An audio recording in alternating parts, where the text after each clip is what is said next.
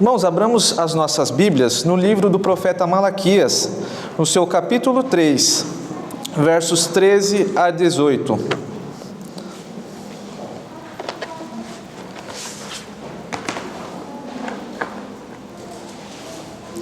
Livro do profeta Malaquias, capítulo 3, versos 13 a 18.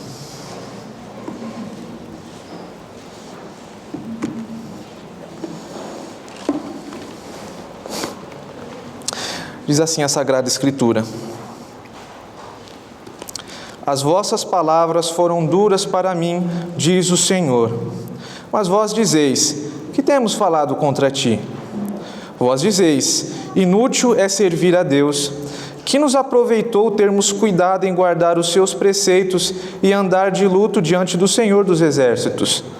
Ora, pois nós reputamos por felizes os soberbos, também os que cometem impiedade prosperam. Sim, eles tentam ao Senhor e escapam. Então, os que temiam o Senhor falavam uns aos outros. O Senhor atentava e ouvia. Havia um memorial escrito diante dele para os que temem ao Senhor e para os que se lembram do seu nome. Eles serão para mim particular tesouro, naquele dia que preparei, diz o Senhor dos Exércitos. Poupá-los-ei como um homem poupa a seu filho que o serve. Então vereis outra vez a diferença entre o justo e o perverso, entre aquele que serve a Deus e o que não serve. Vaidade de vaidades, diz o pregador. Tudo é vaidade. Que proveito tem um homem em todo o seu trabalho que se afadiga debaixo do sol? Você provavelmente conhece essas palavras, mas já parou para refletir o verdadeiro significado delas? Uma tradução bíblica contemporânea pode nos ajudar com essa compreensão. Segundo a tradução Nova Versão Internacional, que diz assim: que grande inutilidade, diz o mestre, que grande inutilidade. Nada faz sentido. O que o homem ganha com todo o seu trabalho em quem tanto se esforça debaixo do sol? Essas palavras foram escritas no livro de Eclesiastes pelo pregador, a qual temos por hábito considerar que seja Salomão, aquele que foi filho de Davi e rei sobre Israel. O homem a qual nos é dito que não havia sábio entre a terra comparado a ele naquela época. E ele percorre, durante o livro, uma perspectiva materialista da vida. Ele passa a investigar a vida como alguém que não tem nada para esperar no porvir. Apenas alguém que vive, nasce, vive e morre. E ele continua a discorrer no seu livro de Eclesiastes e tem uma passagem em particular que é pertinente ao texto que nós lemos. Escute. Eclesiastes 8,14. Ainda há outra vaidade sobre a terra, justos a quem sucede segundo as obras dos perversos, e perversos a quem sucede segundo as obras dos justos. Digo que também isto é vaidade. Ora, então se podem acontecer coisas más a pessoas boas, que propósito há em fazer o bem nessa terra? Que diferença há entre justos e injustos, se no final das contas ambos podem sofrer o mesmo destino? E é disso que nosso texto se trata. Há diferença entre justos e injustos? Afirmo a vocês que existe diferença entre justos e injustos. E agora nós vamos passar a percorrer esse texto em três facetas. Nós vamos analisar primeiro que os religiosos duvidam disso, que existe diferença entre justos e injustos. A segunda, os ímpios, eles não reconhecem isso. Terceira, mas Deus provará isto. Muito bem, nós temos aqui três facetas que iremos analisar e comecemos pela primeira. Os religiosos podem duvidar disso, conforme os versos 13 e 14. No verso 13 diz o seguinte: as vossas palavras foram duras para mim, diz o Senhor, mas vós dizeis: que temos falado contra ti. Muito bem, aqui nós observamos uma queixa, uma reclamação de um certo grupo de israelitas, as quais, de forma cínica, eu quero aqui enfatizar a palavra cínica, fingindo não saber, eles perguntam a Deus: mas que temos falado contra o Senhor que tem te incomodado? E passamos mais para frente a ser divididos em dois grupos de israelitas. Aqui nós vemos o primeiro. Um primeiro grupo de israelitas eram aqueles que reclamavam a Deus, porque os ímpios prosperavam ao redor deles, e eles, que supostamente serviam ao Senhor, não tinham nenhum ganho pessoal, eles não tinham retribuição da parte de Deus, ao contrário dos ímpios, que eles viam como pessoas felizes e bem-aventuradas. O outro grupo, que nos foi apresentado durante a leitura do texto todo, é um grupo que temia o Senhor. Este grupo, diferente do grupo dos cínicos, o grupo dos tementes, é esse o nome que vamos dar a esse grupo, eles temiam a Deus, eles não se queixavam a Deus, eles confiavam em Deus. E o Senhor, por meio disso, escreveu um memorial diante dele próprio com o nome destes justos. Então nós temos aqui dois grupos, o primeiro grupo dos cínicos e o segundo grupo dos tementes. Então, foquemos agora no primeiro grupo. Quem é esse primeiro grupo? No verso 14, diz: vós dizeis, inútil é servir a Deus, que nos proveitou termos cuidado em guardar os seus preceitos e andar de luto diante do Senhor dos Exércitos. Este grupo é um grupo religioso que se queixa contra Deus, porque eles praticavam o que Deus havia ordenado praticar. Pelo menos eles acreditavam nisso, e não recebiam nenhuma retribuição. Nós vemos aqui dois tipos de obras. No finalzinho do versículo 14, nós vemos guardar os preceitos e andar de luto. Foquemos primeiro no guardar os preceitos. Nós podemos entender esse guardar os preceitos como os israelitas que guardavam a lei de Deus, que foi revelado nos 5 primeiros livros de Moisés, os quais hoje nós dividimos didaticamente em lei moral, lei civil e lei cerimonial. Você sabe o que significam cada categoria desse grupo de leis? São termos difíceis e não são muito comuns no meio evangélico atual, mas para nós é de interesse peculiar. Primeiro, a lei moral se refere aos 10 mandamentos, que creio que você conhece, estão descritos em Êxodo 20. Por exemplo, o terceiro mandamento: não tome o nome de Deus em vão. São chamadas leis morais, pois elas passam a ideia de uma conduta ética a ser seguida, a qual agradaria a Deus. Então nós temos a lei moral, mas ainda nós temos também a lei civil, que foram leis destinadas a Israel quanto nação, pois Deus pretendia que eles fossem uma teocracia, ou seja, um povo governado pelo próprio Deus, e Deus constituiu leis para o bom andamento da sociedade.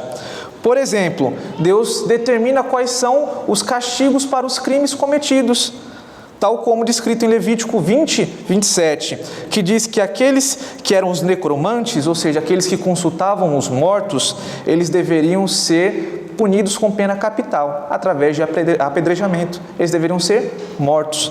Então, essa era a lei peculiar no que diz respeito às leis civis. E ainda nós temos a lei cerimonial, como Deus prescreveu o andamento dos sacrifícios e todas as condutas religiosas diante dele.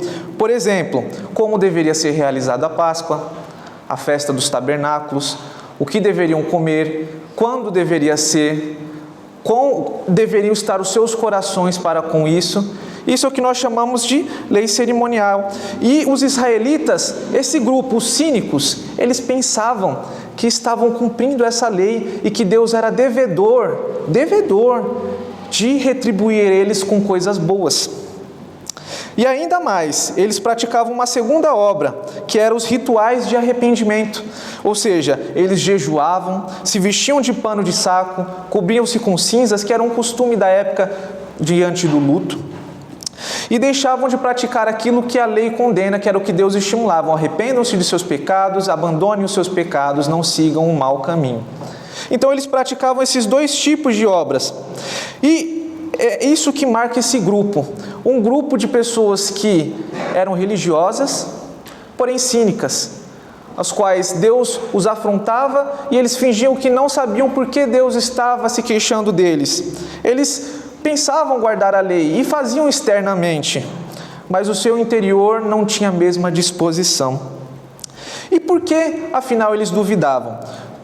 Pois a primeira parte que nós vimos é os religiosos podem duvidar disso. E afinal, por que eles duvidavam? Justamente porque eles praticavam o bem e não recebiam nenhuma honra da parte de Deus. Eles não recebiam as coisas que eles esperavam. Eles não recebiam bens materiais, prosperidade, riqueza, felicidade nessa terra. Então, os religiosos, esses cínicos, duvidam que existe diferença entre justos e ímpios, pois nos finais das contas, eles muitas vezes recebiam bem menos do que aqueles que desobedeciam a Deus. Então, esse é o primeiro ponto. Os religiosos duvidam disso. Mas ainda, nós vamos ver no verso 15, que os ímpios não reconhecem isso. Não reconhece isso. Leia o texto comigo. Ora, pois nós reputamos por felizes os soberbos e também os que cometem impiedade prosperam. Sim, eles tentam ao Senhor e escapam. Então agora seguindo para o verso 15, nós vemos que o primeiro grupo, o grupo dos cínicos, esse grupo de israelitas que pensavam guardar a lei como Deus queria, eles comparam a sua conduta com a conduta de um grupo de pessoas que nós chamamos de ímpios, aquelas pessoas que não temem a Deus, não querem guardar a lei, não estão nem aí, atualmente falando, para Deus. E eles falam duas conclusões ao observar a vida deles. Eles observavam a vida dos ímpios. A primeira conclusão: eles prosperam, eles são felizes, eles têm do melhor, do bom e do melhor nessa terra. E também eles provocam a Deus com os seus pecados, pois lembremos que todo pecado é uma afronta diante de Deus, diante da sua santidade. Só que eles diziam que eles praticavam o pecado, afrontavam a Deus e saíam ilesos, sem castigo. Era essa a conclusão que o grupo dos cínicos observavam. E aí nós podemos entender melhor esse verso analisando duas coisas. Primeiro, como era a vida dos cínicos? Como eu disse, eles viam que a vida dos cínicos, ao invés de ser abençoados por Deus em troca dos seus favores a Deus, poxa, eles prestavam tantos favores a Deus, eles faziam sacrifícios, eles guardavam a lei, Deus era devedor na cabeça deles de retribuí-los com bondade, com bênçãos. Mas conforme nós lemos na liturgia, pouco tempo atrás, a vida deles era marcada pelo menos nessa época, por pobreza, conforme Ageu 1, do 9 ao 11. Esperastes o muito, e eis que veio a ser pouco. E esse pouco, quando o trouxestes para casa, eu com um sopro o dissipei. Por quê? Diz o Senhor dos Exércitos: por causa da minha casa que permanece em ruínas, ao passo que cada um de vós corre por causa da sua própria casa. Por isso, o céu sobre vós retém o orvalho, e a terra e os seus frutos. Fiz vir a seca sobre a terra e sobre os montes, sobre o cereal e sobre o vinho, sobre o azeite e sobre o que a terra produz, como também sobre os homens, sobre os animais e sobre o trabalho das mãos. O próprio Deus estava declarando que o motivo de eles plantarem e não colherem, deles cultivarem e não semearem, era que Deus estava contra eles. Ora, mas por que Deus está contra mim se eu estou praticando a sua vontade? Essa era a grande pergunta cínica deles, que no fundo eles sabiam a resposta, que vamos analisar mais para frente. Então a vida dos cínicos era marcada por pobreza e também por hostilidade. Lembremos que o povo de Israel praticamente tinha todos os vizinhos como inimigos. Nós vemos os filisteus, por exemplo, que perseguiram até a época de Davi. Nós vemos os amonitas, nós vemos até os egípcios, os sírios, os babilônios, os medos, os persas, os gregos, os romanos, todos povos vizinhos que não fizeram caso de ter Israel por amigos. E pelo contrário, uma vez que Israel era perseguido, Os outros povos não tinham essa perseguição. Então, a vida dos cínicos era marcada por pobreza e por hostilidade. Viviam em guerra com outros povos. E, pelo contrário, agora analisemos a vida dos ímpios. Como era a vida dos ímpios? Duas coisas. Era repleta de prosperidade. Eles tinham comida, tinham rebanhos fartos, tinham dinheiro. Lembremos que as nações, as potências daquelas épocas, basicamente naquela porção da terra, eram quem? Os assírios, os babilônios, os medos, os persas, todos os povos que oprimiam Israel e, em vez de receberem castigo de Deus, na vista deles, eles recebiam do bom e do melhor, pois eram as potências mundiais daquela época.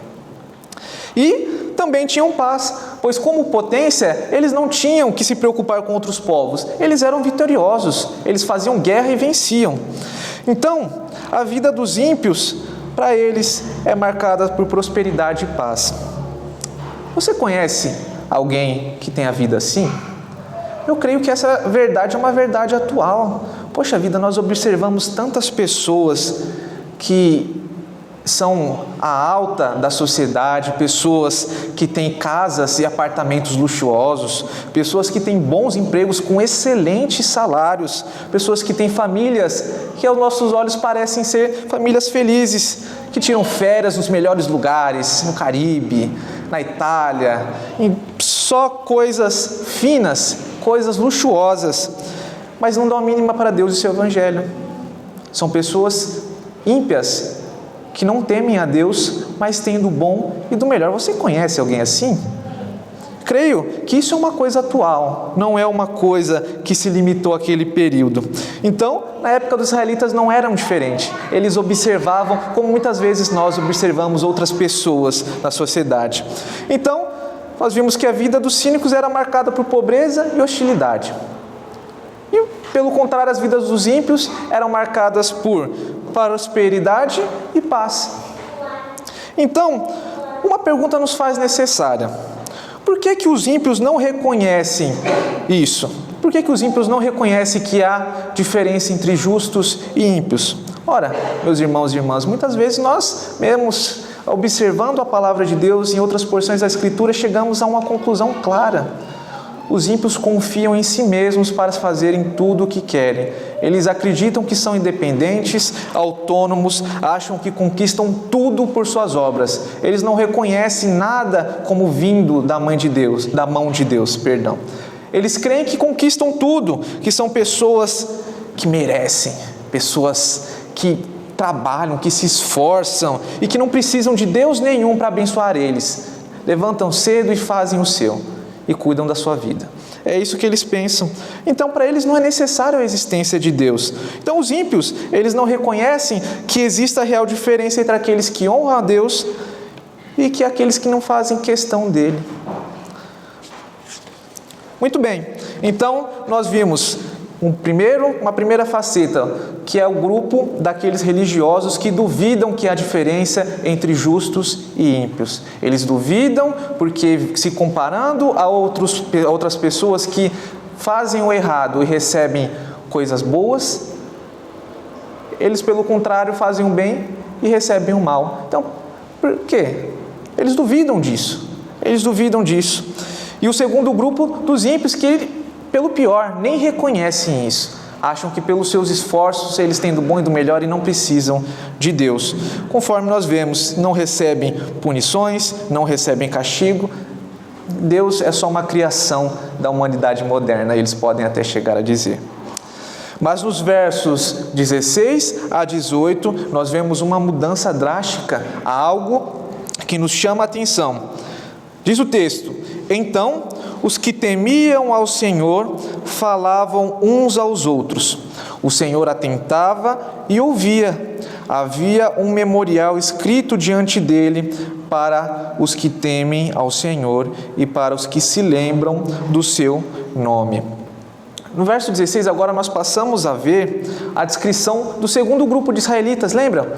Que eu introduzi, mas disse que veríamos mais para frente. Agora nós somos introduzidos ao grupo dos tementes. Nós vemos o grupo dos cínicos, agora temos um grupo totalmente inverso, um grupo daqueles que temiam a Deus, que é testificado pelo profeta. E quem era este grupo? Essa pergunta não é necessária. O que marcava, qual era a característica desse grupo? A primeira característica, as características do grupo do cínico, nós vimos, eram pessoas que seguiam as obras externamente e achavam que deveriam ser retribuídos por Deus. Mas o que caracteriza, o que marca esse grupo dos tementes? Esse grupo, retratado como aqueles que temiam ao Senhor, era um grupo retratado justamente pelo nome que levavam, o temor do Senhor. Essa era a principal característica deles. O temor do Senhor era aquilo que era diferente entre eles, os ímpios e os cínicos. E uma pergunta se faz necessária: o que é o temor do Senhor? Essa é uma pergunta difícil e nós não podemos exauri-la aqui agora, mas podemos ficar com um conceito que nos ajudará a entender pelo menos esse texto. Quando Provérbios capítulo 1, verso 7 diz: o temor do Senhor é o princípio do saber, mas os loucos desprezam a sabedoria e o ensino. Então nós vemos que o temor do Senhor é o princípio do saber. E isso pode não nos dizer muita coisa, mas a sabedoria, ela está intrínseca, junta com o temor. E todas as características de uma pessoa sábia, segundo os olhos de Deus, são características daqueles que temem ao Senhor. Para nos ajudar, eu vou chamar aqui à tribuna o Dr. Joel Bick, um pastor e teólogo presbiteriano dos Estados Unidos da América, que ao comentar esse trecho diz o seguinte: temer a Deus é conhecê-lo em sua santidade por sua palavra, resultando em humildade, um espírito dócil e ensinável, no afastamento do pecado, na rejeição do caminho dos pecadores, sincera obediência e confiante esperança. Que frase magnífica, irmãos! Ele não só pegou essa parte de Provérbios, mas ele fez um apanhado de todas as outras porções da Bíblia que nos ensinam que é temer a Deus. Então nós vemos que temer a Deus é reconhecer a sua santidade, reconhecer que Deus está mais alto do que nós, de que Ele é puro e nós não somos, de que Ele é o Criador e nós somos criaturas, de que Ele está nos céus e nós estamos na terra. É reconhecê-lo que entre nós há uma diferença enorme. E por isso, respeitá-lo como tal, considerá-lo como digno. E isso nos traz um espírito de humildade, onde nós somos facilmente ensináveis, pois a sabedoria é retratada por aquele que deseja buscá-la. Nós somos facilmente ensináveis por Deus, ao contrário do grupo dos cínicos, que nós vemos no livro de Malaquias, são dissuadidos várias vezes, são constrangidos por Deus várias vezes a se arrependerem de certas práticas, e eles de forma cínica, fingindo que não sabem, falam: não, nós estamos fazendo, não sabemos porque o Senhor está se queixando. Mas o justo, o temente, ele é o inverso. Se o Senhor o corrige, ele o aceita. Se o Senhor o repreende por sua palavra, ele acolhe e analisa a sua conduta. Esse era o grupo dos tementes a Deus. E, muito bem, o que esse grupo fazia, diferente dos outros? Nos é tratado que esse grupo conversava entre si. Não nos é mostrado qual era o conteúdo dessa conversa. Nós não sabemos se eles estavam falando sobre o amor de Deus, sobre a justiça de Deus, sobre a esperança que devemos ter em Deus, mas nos é indicado que a conversação, o conteúdo da conversa e a conduta desse grupo era algo totalmente oposto ao grupo dos cínicos. Ou seja, provavelmente aqueles que andavam em desobediência e murmuração eram retratados como antagônicos, opostos a esse grupo que andavam em esperança, em humildade, em temor a Deus. Muito bem, e aí nos é trago no verso 17, o que Deus pensava deles, o que era realmente importante. No verso 17 diz: eles serão para mim particular tesouro naquele dia que preparei, diz o Senhor dos Exércitos. Poupá-los-ei como um homem poupa a seu filho que o serve. E também no 16, a qual nós lemos que Deus tinha diante dele um memorial escrito com o nome desses homens e mulheres que eram tementes, e eles seriam lembrados por Deus. Então Deus o atentou para a conduta deles, Ao contrário do que os grupos que nós vimos até aqui pensavam, Deus se importava com a conduta dos homens e mulheres que andavam e andam nessa terra. E nos é indicado claramente aqui, tanto é que nos diz que Deus se lembra, Deus não se esquece nem faz vista grossa, mas Ele se lembra deles. E nos é trago uma figura muito interessante que é o memorial. Já ouviu falar em algum tipo de memorial? A Bíblia nos retrata diversas ocasiões que foram feitos memoriais e que nós poderíamos definir como um objeto ou um ato que tem o propósito de trazer à memória alguém ou algum acontecimento importante. Era algo para ser lembrado. Isso pode parecer óbvio, mas nos ajuda a compreender certas situações bíblicas. Por exemplo, Ebenezer. Em 1 Samuel 7,12, nos é trago a figura do memorial que Samuel fez, que significa: até aqui nos ajudou o Senhor. E para que aquilo foi construído? Simples, para lembrar a todos aqueles que viveram e aqueles que foram instruídos e que conhecem a história da vitória dos israelitas contra os filisteus. O memorial era importante para a lembrança, porque a lembrança trazia a perspectiva de uma conduta correta, de que Deus, que fez no passado, faz no presente e atuará no futuro. O memorial era importante para a lembrança. E também nós temos em Josué, no capítulo 4, as 12 pedras que Josué e os sacerdotes, em duas situações, levantaram, 12 pedras conforme as 12 tribos de Israel, para que eles lembrassem que Israel passou o Rio Jordão com cerca de 5 metros, hoje, quem dirá naquela época, de profundidade, passaram a seco. Se abriu diante deles como o Mar Vermelho, por milagre e obra de Deus. E eles deveriam pegar aquele memorial e contar aos seus filhos, falando: olha, isso é um memorial do que aconteceu no passado, do Deus que fez maravilhas pelo seu povo. E os filhos seriam instruídos. Então o memorial é importante, e ele é importante no contexto bíblico. E aqui nós vemos um tipo desses memoriais, que é um memorial escrito, e que nos leva a fazer uma associação com uma outra passagem da Escritura, Apocalipse 21, verso 27, que diz: e não entrará nele coisa alguma que contamine, e cometa abominação e mentira, mas só os que estão escritos no livro da vida do Cordeiro. O livro da vida, creio que você conhece esse termo, ele é um tanto popular na Escritura, e nos dá a ideia de que Deus tem registrado o nome dos seus diante dele. É isso que esse memorial nos traz a pensar. E como prosseguimos no verso 17, Deus declara que haverá um dia especial. E nesse dia o seu povo será como um tesouro, algo precioso. Como um pai que tem uma filha que é preciosa aos seus olhos. O próprio Deus faz esta analogia. Como um tesouro, aquilo que é mais precioso. Pense no que você tem de precioso e como você o guarda. Os tementes a Deus são da mesma forma para Ele, são propriedade exclusiva, povo eleito, raça santa, ou seja, algo que Deus tem por caro, ao contrário daqueles que pensam que Deus não liga para aqueles que o temem. Muito bem, e nós vemos também aqui que um dia, ou seja, naquele dia, no verso 17, haverá um dia especial, e que nesse dia, como esse tesouro guardado, como esse filho precioso às vistas do Pai, serão aqueles que temem ao Senhor. Ora, mas que dia é esse?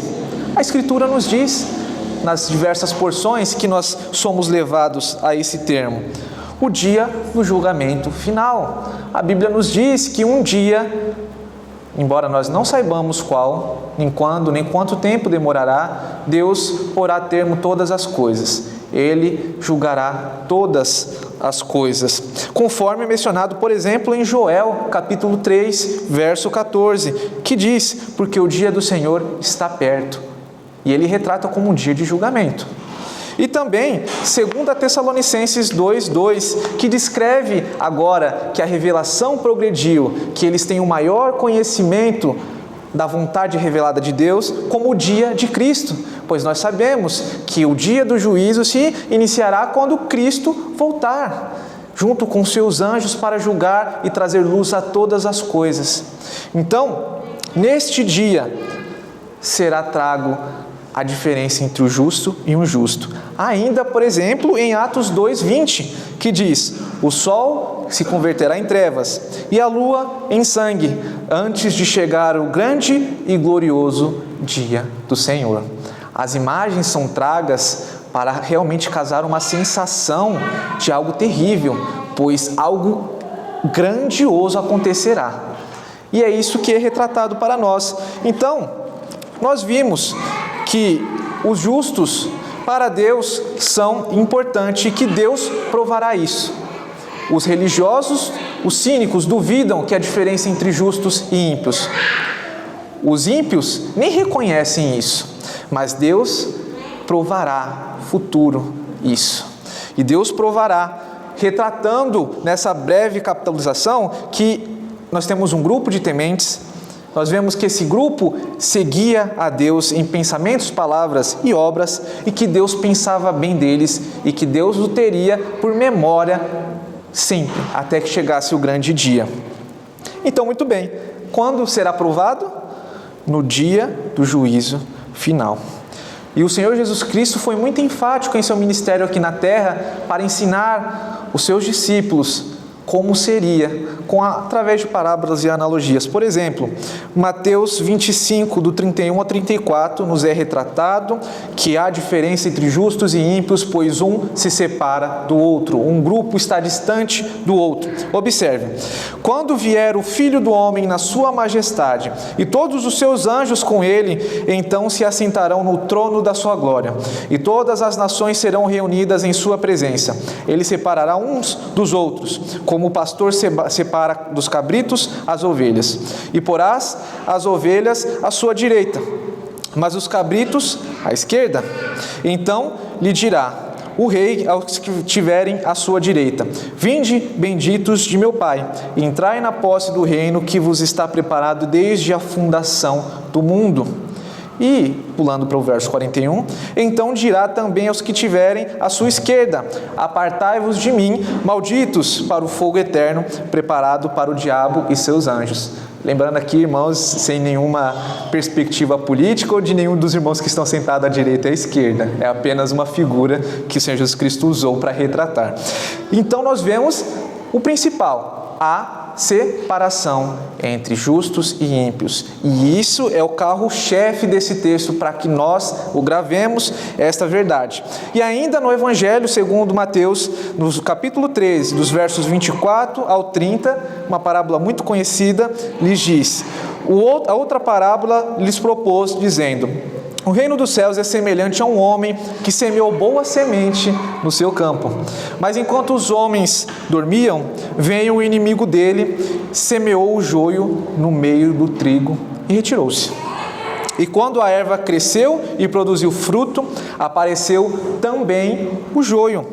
Então, vindo os servos do dono da casa, lhe disseram: Senhor, não semeaste boa semente no teu campo? De onde vem, pois, o joio? Ele, porém, lhes respondeu: um inimigo fez isto.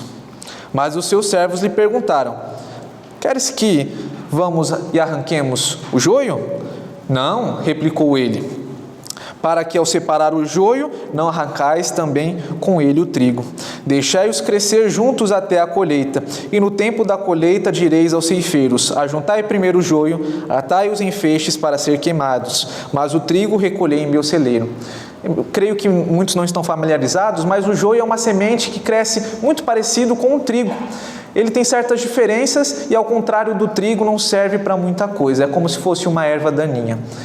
Mas o trigo era importante. Aqui nós vemos a comparação entre o joio, como sendo aqueles que até demonstram, dão a entender que são filhos do reino, mas que no fundo não temem a Deus e não foram salvos por Cristo. Não temeram, não creram nele. E nós temos o trigo, aqueles que creram, aqueles que o Senhor escolheu, aqueles que serão salvos no final. E a ideia é que até o dia do juízo nós não saberemos quem são, com certeza. Nós temos evidências, mas naquele dia será mostrado, pois um grupo será lançado no fogo e o outro grupo será guardado junto a Deus. E todos verão essa diferença. Mas aí a questão agora se trata: de que lado você estará? estará à direita de Cristo, como o trigo plantado e colhido em alegria eterna junto de Deus, dos anjos e da igreja? Ou você estará à esquerda em tormento eterno, separado de todas as bênçãos e da presença bendita do Senhor, junto de Satanás e dos demônios que também irão sofrer, e de todos aqueles que rejeitam a Cristo? Essa é a perspectiva. Todos verão. Qual a diferença? De onde você verá? Junto a Deus ou separado dele? Então, para o Senhor, existe diferença entre os que o temem e os que não o temem. Nós vimos aqui, passo a passo, que há um grupo, os cínicos religiosos, que duvidam de que há diferença entre justos e ímpios. Nós vimos que há um grupo, os ímpios, que são totalmente avessos a essa ideia, eles sequer reconhecem a diferença. E nós vimos que um dia Deus provará fisicamente, todo olho verá a diferença entre o justo e o ímpio.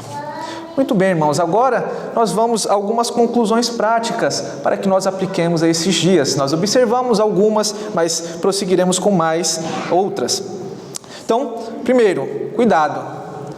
Cuidado para você não ser achado entre os cínicos e religiosos, no sentido pejorativo, no sentido maldosamente falando. Pois muitos em nossos dias praticam obras de caridade. Eles ajudam moradores de rua, doam seu dinheiro aos pobres, eles ajudam o necessitado, evitam fazer crimes hediondos conforme a sociedade o vê.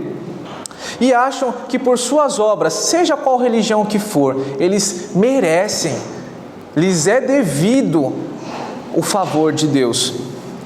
Cuidado, pois se você crê assim, você está enganado. Não sou eu que diz isso, mas a Escritura. Pois nada do que façamos, fizemos ou ainda faremos é capaz de conquistar o favor de Deus, pois a balança está totalmente desequilibrada. As nossas culpas são muitas, os nossos pecados são diversos e não podem conquistar o favor de Deus. Então, se você está assim, eu te advirto que você será duplamente frustrado. Primeiro, porque atualmente você não desfrutará da comunhão bendita do Deus vivo. Pois afinal, se você acha que as suas obras conquistam o favor de Deus, por que Cristo veio à Terra? O que Cristo pode significar para você? E uma vez que Cristo não lhe significa a comunhão perdida por Adão na queda, a restauração da ligação entre Deus e o homem, através do seu sacrifício na cruz, você não pode ter comunhão com Deus. Não importa o que lhe pensem ou o que lhe digam, é a Escritura que diz isso. Aquele que não crê no meu nome já está condenado. Porém, todos aqueles a quem creram foi-lhes dado o direito de serem filhos de Deus. Isso é o que a Escritura nos diz. Pela graça sois salvos mediante a fé, isso não vem de vós, é dom de Deus, não de obras, para que ninguém se glorie. Ninguém, no juízo final, irmãos e irmãs, se gloriará diante de Deus pelos seus méritos, mas somente poderá confiar em Cristo Jesus. Então você será frustrado nessa vida como os cínicos eram.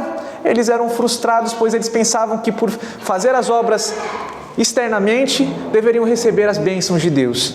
Além de interesseiros, eles eram cínicos, pois a Escritura sempre diz que acompanhado da conduta correta deve haver o sentimento e a orientação correta. Não basta você fazer o bem, mas sim por que você faz o bem. É por Cristo? É para a glória de Deus? Ou é para a sua arrogância, para o seu orgulho? É para você conseguir mais curtidas nas redes e nas mídias sociais? Pois é o que vemos hoje. Então essa será a primeira frustração, mas ainda há mais uma, como se não bastasse, que é no futuro, pois você não será contado como as ovelhas do aprisco de Cristo. Você não estará à destra do Senhor como aqueles que serão eternamente felizes junto a Deus, sem tristeza, sem choro, sem mágoa, sem rancor, sem coisa alguma de ruim, sem pecado.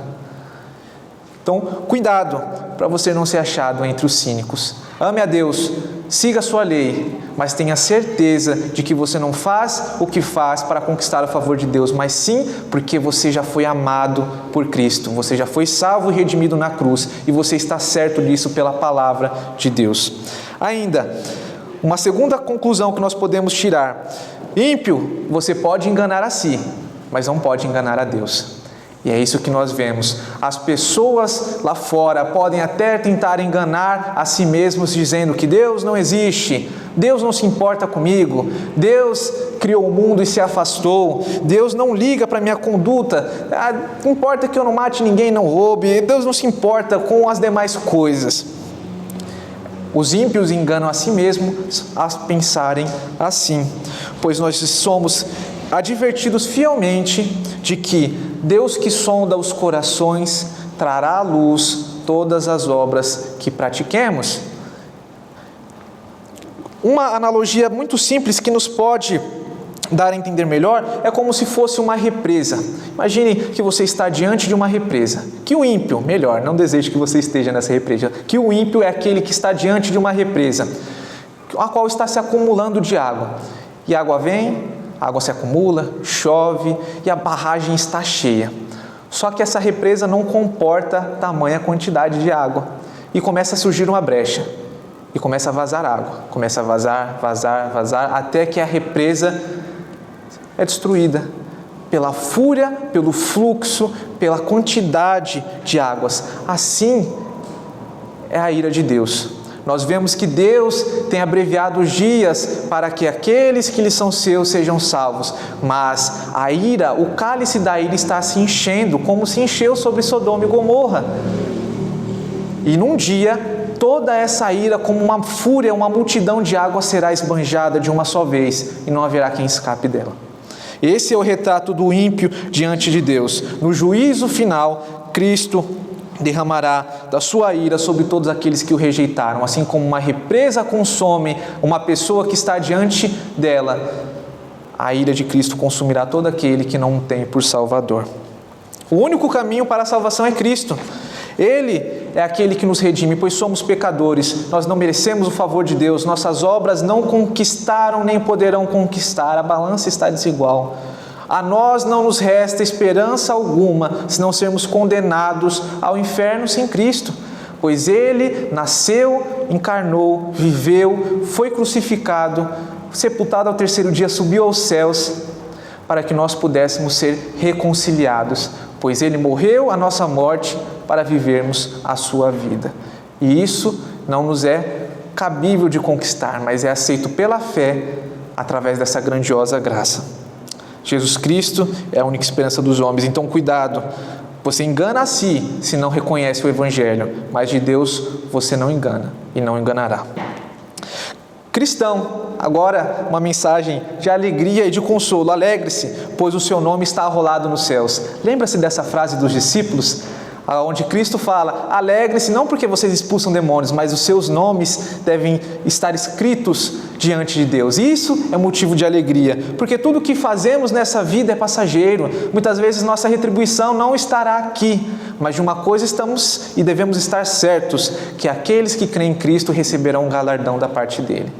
Nada mais é do que a sua presença, nada mais é do que o seu amor e a sua graça. Prazer eterno diante de Deus, não um prazer mundano ao qual muitos se deleitam, mas algo infindável, algo ao qual nós desfrutamos aqui, mas não desfrutaremos nós desfrutaremos eternamente.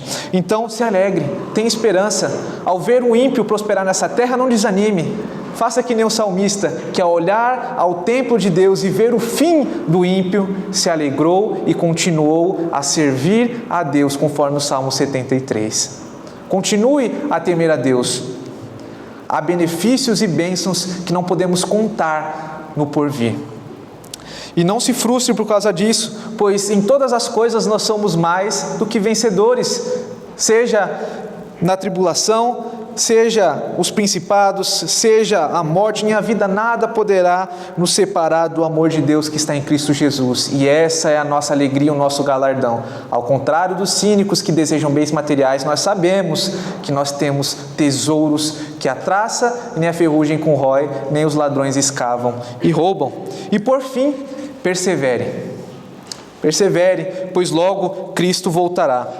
O mesmo pregador que nos disse que a vida neste mundo por uma ótica materialista é vaidade, nos diz algo agora totalmente diferente. Eclesiastes 12, do 13 ao 14. De tudo que se tem ouvido, a suma é: teme a Deus e guarda os seus mandamentos, porque isto é o dever de todo homem. Porque Deus há de trazer juízo sobre todas as obras, até as que estão escondidas, quer sejam boas, quer sejam más. O mesmo pregador que analisou a vida aqui terrena e viu que, numa perspectiva materialista, de só o importo aqui, é aquele que, ao olhar para os céus e entender e compreender a palavra de Deus que nos diz que nós temos uma vida eterna após essa morte, é aquele que nos diz: teme a Deus, pois isso é tudo o que importa. Irmãos e irmãos, que Deus nos ajude a seguirmos essas verdades, para que, para a glória dele, sejamos contados com seus filhos e filhas e desfrutemos de uma paz que nada neste mundo será comparável. Que Deus nos ajude. Amém.